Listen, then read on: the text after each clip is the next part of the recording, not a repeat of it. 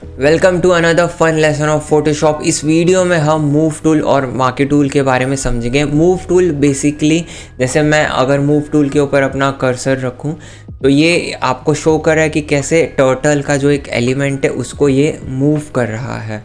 तो move tool basically हमारे elements को, ऑब्जेक्ट्स को मूव करने के लिए होता है अपने ही फाइल में, एक ही फाइल में, प्लस अगर हमें दूसरे फाइल से इस फाइल में कुछ इंपोर्ट करना है, कुछ मूव करना है तो वो भी हम कर सकते हैं। तो देखते हैं हम कैसे करते हैं। इस चीज़ को समझने के लिए मैं कुछ फाइल्स ओपन कर लूँगा। चलिए ये एक फ़ाइल ले लेते हैं और एक ये इमेज ले लेते हैं। तो ये दोनों फाइल को मैंने ओपन किया। जूम आउट करने के लिए कंट्रोल माइनस, कमांड माइनस आप कर सकते हैं मैक के लिए। तो इस चीज़ को अगर मुझे मूव करना है हमारे इस फाइल से इस फाइल के अंदर, मैं बस इस फाइल को सिलेक्ट करूँगा।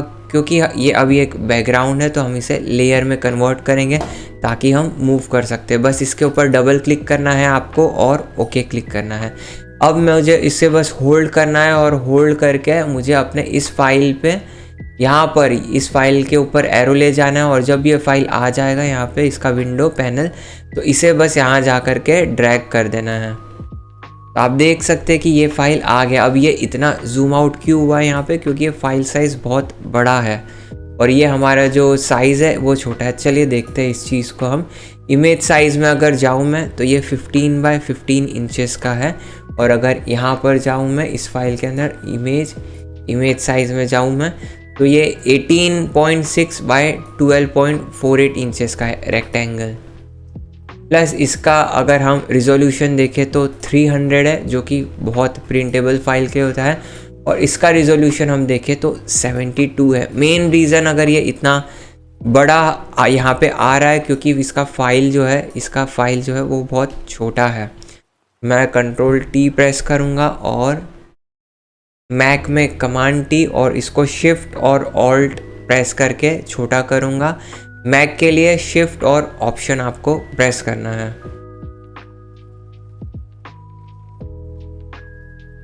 तो ये मैंने इसे छोटा कर दिया। इसी सेम वे में इसे मूव करना है। बैकग्राउंड पे डबल क्लिक, इसे सिलेक्ट किया और बस मुझे अपना कर्सर ले जाना है जो फाइल में मुझे ये प्लेस करना है। मुझे इस फाइल में पेस्ट करना है। कर्सर में यहाँ ले गया, ये फाइल ओपन हो गया और यहाँ पे आकर के बस मुझे उस इमेज को ड्रॉप कर देना है। आप देख सकते हैं कि कितना ब्यूटीफुल इमेज है, कितना क्लियर इमेज है ये। मैं इसे कंट्रोल टी और कमांड टी से सिलेक्ट करूँगा and shift and alt press करके ओवरऑल इसे मैं छोटा करूँगा। मैक में आप शिफ्ट और ऑप्शन प्रेस कर सकते हैं। ये मैंने इसे छोटा कर दिया है।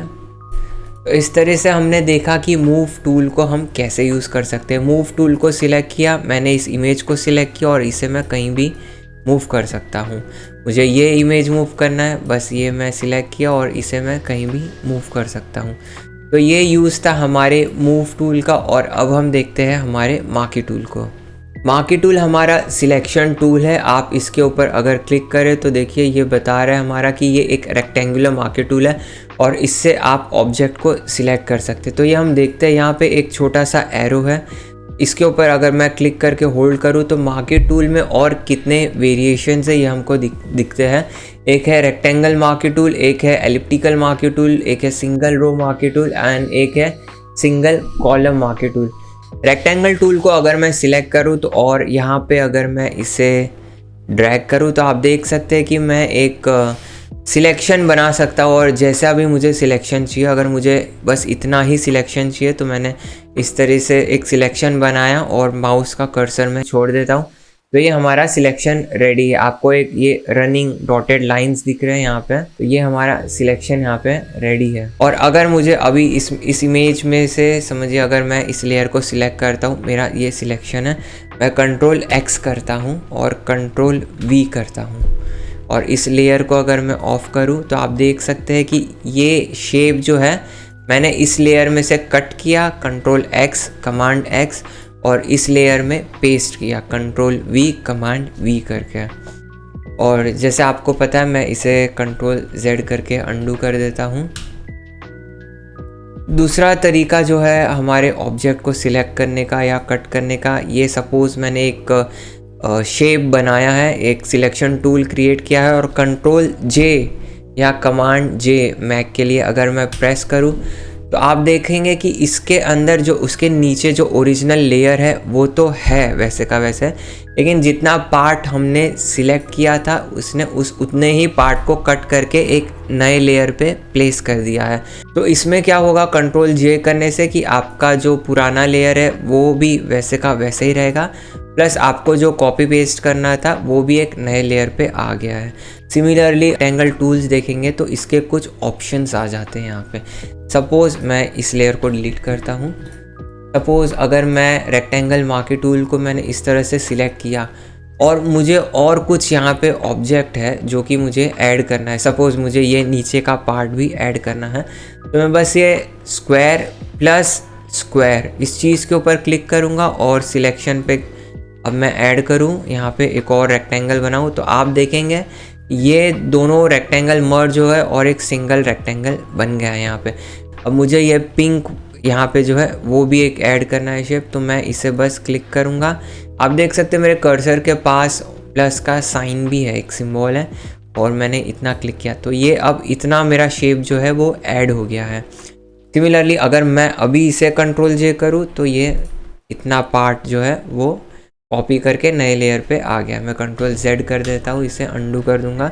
सिमिलरली अगर मेरा सिलेक्शन इतना है और मुझे कुछ पार्ट ही चाहिए, कुछ पार्ट सिलेक्ट नहीं करना है, तो मैं इस सबट्रैक्ट फ्रॉम सिलेक्शन इस चीज़ के ऊपर क्लिक करूँगा। तो जैसे मैंने सबट्रैक्ट पे क्लिक किया तो ये उतना एडिशन करने के बजाय सबट्रैक्ट कर देगा उतने पार्ट को। सपोज़ मैंने नीचे से भी सबट्रैक्ट किया, तो अब मैं कंट्रोल जे करूँ तो बस इतना ही सिलेक्शन आएगा। ये मेरा कंट्रोल जे नीचे वाला लेयर ऑफ किया तो आप देख सकते हैं कि इतना ही पार्ट जितना सिलेक्टेड था उतना आया है। अब हम देखेंगे इंटरसेक्शन को। इंटरसेक्शन मीन्स जैसे मैंने फॉर एग्जांपल ये एक रेक्टेंगल शेप लिया है और अब मैं इंटरसेक्शन पे क्लिक करूँगा और उसके बाद में मैं यहाँ पे मैंने एक सर्कल बनाया, तो आप देख सकते हैं कि ये जो रेक्टेंगल और सर्कल के इंटरसेक्शन का जो पार्ट था उस पार्ट को इसने सिलेक्ट किया। अब अगर मैं कंट्रोल जे प्रेस करूँ तो आप देख सकते हैं कि एक ये इस तरह से शेप आ गया।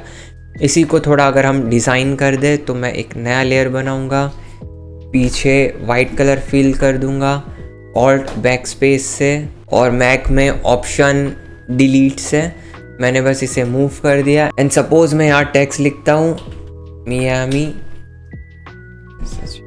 फैशन, मैं इसे ब्लैक कलर दे दूंगा सिलेक्ट करके और मैं इसका फॉन्ट चेंज कर देता हूँ। सपोज मैंने ये फॉन्ट लिया है और कैप्स लॉक ऑफ करके मियामी फैशन,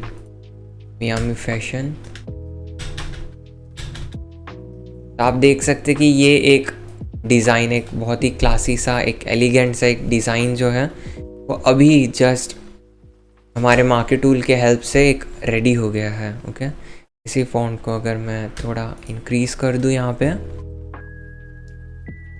ये हमारा एक शेप रेडी हो गया है मार्की टूल के हेल्प से और इंटरसेक्शन ऑप्शन हमने यहाँ पे यूज़ किया था। इन सब चीज़ को मैं अभी डिलीट कर देता हूँ। सिमिलरली ये सेम वे में जैसे हमने रेक्टेंगल मार्की टूल यूज़ किया है उसी सेम वे में ये सर्कल मार्की टूल है जिसमें हमारा एक नॉर्मल है, देन ऐड, सब्ट्रैक्शन और इंटरसेक्शन का है।